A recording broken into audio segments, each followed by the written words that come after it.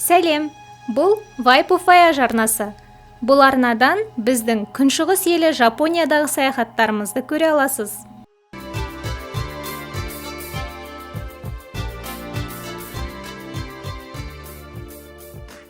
Сәлем достар!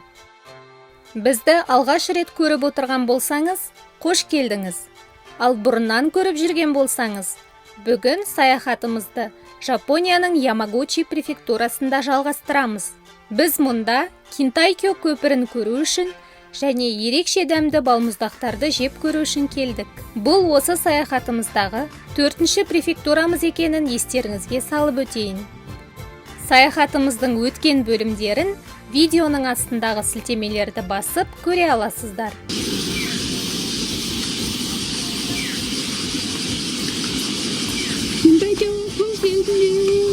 Рахмет!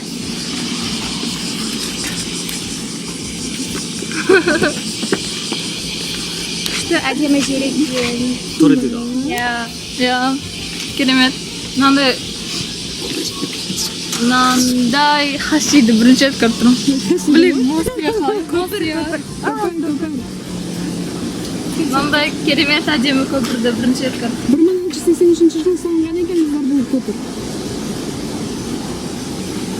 Ескі бұл көрінбейді, я?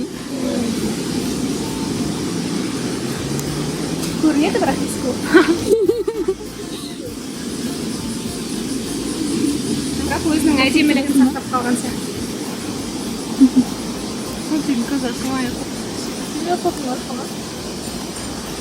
ここが山口県の、錦帯橋という橋です。日本三大橋の一つとして、数えられています。あそこに見えるのが、山口城なんですけども、この辺を治めてたお殿様が、橋をこの川に架けようとしたんですけども、ここの川はすごく流れが厳しくて、災害とか起こるとすぐ橋が流されてしまいました。そこで考えたのが、ちっちゃい橋をいくつもいくつも重ねて、これ5つあるんですけど、いくつもいくつも重ねて、流されないようにしようと、丈夫な橋にしようと。で、少しでも水から高いところに橋を作ることで、より強くて、洪水が起きても流されない橋を作ろうとしました。で、あと有名なのが鵜飼いっていう漁の方法があるんですけども、鵜っていう、鳥がいるんですけど、それに首に紐をつけます。で、たくさんの鵜にこう紐をつけて、その鵜が川で魚を取るんですけど、その紐のつけ方が首が半分だけ締まるようにキュッと紐をつけます。それは鳥が魚を取った時に全部飲み込んじゃったら鳥のご飯になっちゃうので、飲み込めないぐらい、ちょうどいいぐらいに首をキュッて締めとくと、鳥が魚を取ってもこの辺で魚がこうピクピクピクピクしてるわけで、こうたくさん鳥を離してこう紐でこう引っ張って海の川の魚を取らして、でその魚が口にいる時に人がその魚をピッピッピッピッピッって取っちゃうことで、魚漁ができると。そういう鵜飼いっていう漁が有名で、結構夜なんかにあそこに船があるんですけど、船の中でその漁師さんがその鵜を離して火を真っ赤に焚いてこう魚を集めて漁をするっていうのが有名です。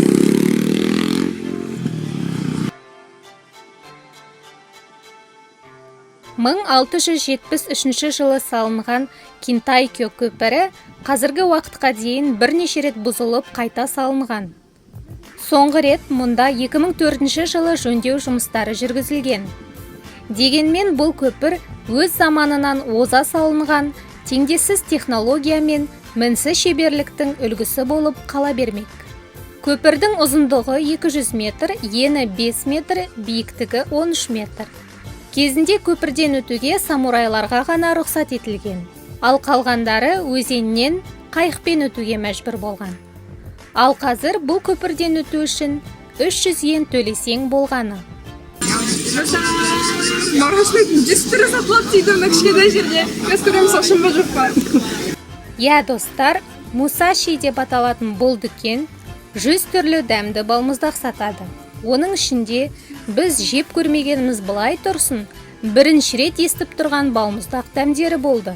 Мысалы, күлгін батат, шабдалы, шоколадты бадам, личи, юзу лимоны, киви, қауын, алма, қызыл үрме бұршақ, асқабақ, пияз, қызанақ, сарымсақ, көк жуа, дәруменді лимон, бал қосылған лимон, май қосылған лимон, алоэ, бұршақ ұны, құлпынай мен какао, сүтті шай, шоколадты банан, үйеңкі жапырақтары, дашын, кокос, шоколадты печенье, васаби, карри соусы және көптеген балық түрлері.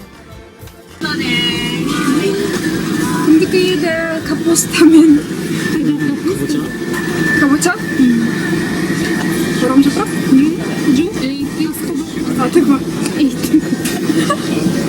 Асқабақтың дәмімен. Томато.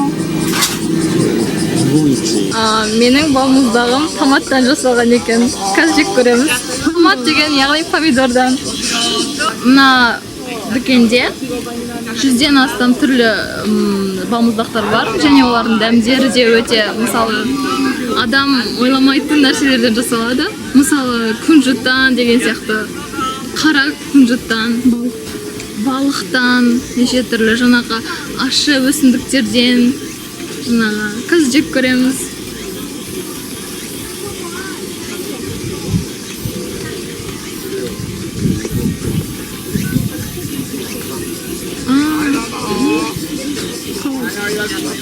Дәмді жаңағы помидордың дәмі андай кейін жеп шыққаннан кейін сезіледі, жеп болғаннан кейін. Мына дүкенге Жапон телевидениесі келіп, Жапония бойынша бірінші орында ең көп түрлі балмұздақ тіркелген екен. Яғни 140-тан астам түрі бар екен. Және біздің сүйікті әртістеріміз де осы жерге келіп балмұздақ жеген екен. Нешеге көріп келген екен. これマンゴー、これ本当に美味しいかどうかわからないので、ちょっと食べてみたいと思います。本当に美味しいわけないと思うんだけど。うめえ。 Достар, сіздер мүмкін сенбейсіздер, бірақ мен японский хренмен мороженое балмұздақ алдым. Я ана сушидің ішіне, ана суши жеген кезде естеріңізде шығарымдай жасыл бір тұрады ғой дәмі жанашар. Сонымен балмұздақ. Я жеп көрейік.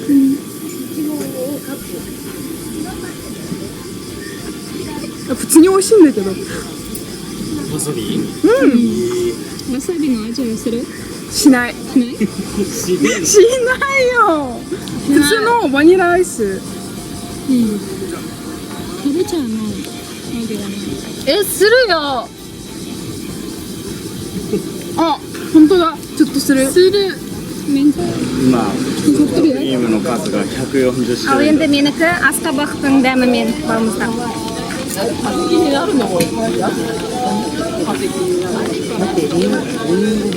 Мен асқабақтың дәмі шықпайтын сияқты, өте дәмді. Ортасынан жеке. Ортасынан? Сіне ма?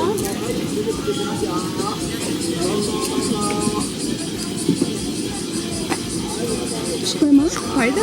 Неге? Білмеймін. Әйтең сөйлесеңші. Менікі де қатты шықпайды. Сенікі васаби. Неге менікі шығады онда? Васабиді жеп көрген болсаңыздар, мен сезімді түсінетін шығарсыздар. Бірақ дәмді емес деп айта алмаймын, дәмді. Бірақ кішкене андай аузы ашытатындай бір дәмі бар. Өте бірақ дәмді. Ащы жақсы көретін адамдарға мүмкін ұнап қалар осындай. Бағана онша дәмі шықпаған еді томаттың. Қазір кәдімгідей шығып жатыр. Біртүрлі екен. Бірақ жеуге болады. Менікі де енді шығып жатқан сияқты ортасына келгенде.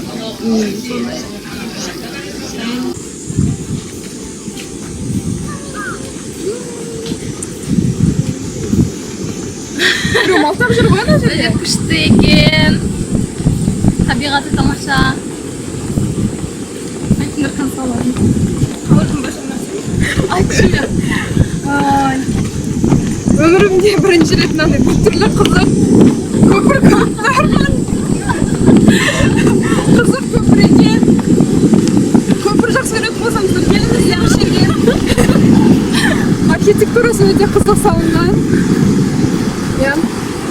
Сосын асқабақтың дәмімен, васабидің дәмімен. Көріп жеп көріңіздер. Міндетті түрде васабимен жеп көріңіздер.